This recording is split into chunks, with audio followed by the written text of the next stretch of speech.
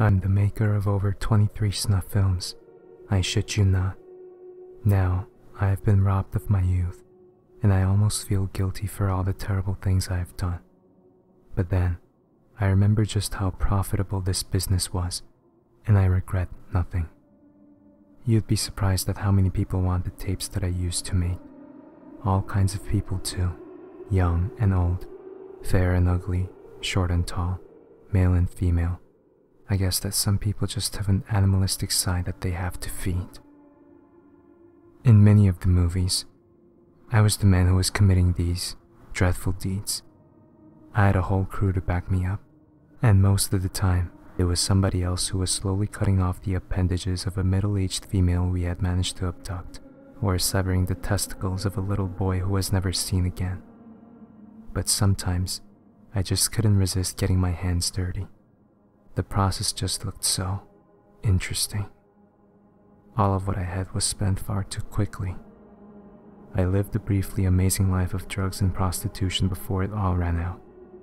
I was both a sex addict and a heroin addict, and I was desperate to keep engaging in these activities, even as I lost my money.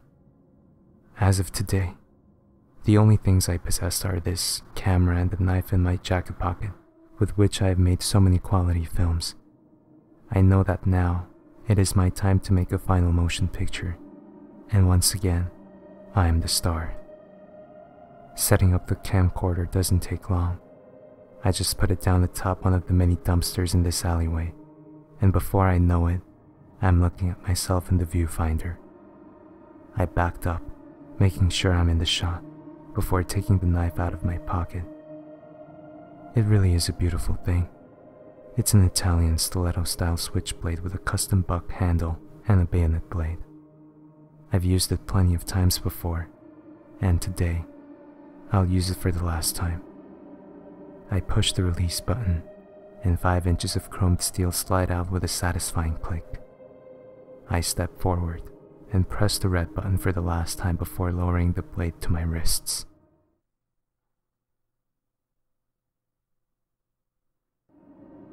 I keep having the same dream every night. It's a reoccurring nightmare that I just can't seem to push out of my head. At about 4 in the morning, I always wake up drenched in a cold sweat.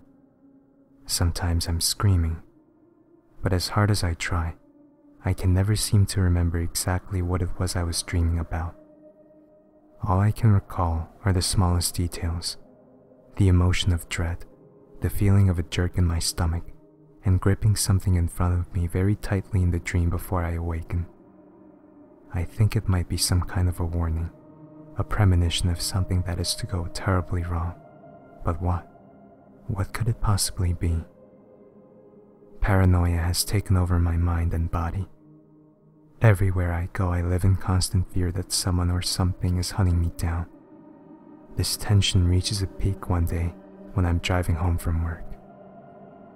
I noticed that the car behind me took the same turn as I did. Initially thinking that we must be going in the same direction, I did nothing. Then we made the same turn again, and again. I felt the fear well up from deep within, and I began to accelerate.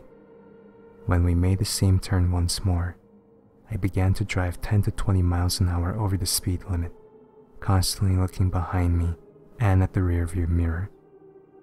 It was too late to see the little kid on the bike as he swerved in front of my car. When I slammed on the brakes, I felt a sudden jerk in my stomach, and my hand grips the steering column tightly as the kid takes a full body hit to my car and makes it partially under the first set of tires.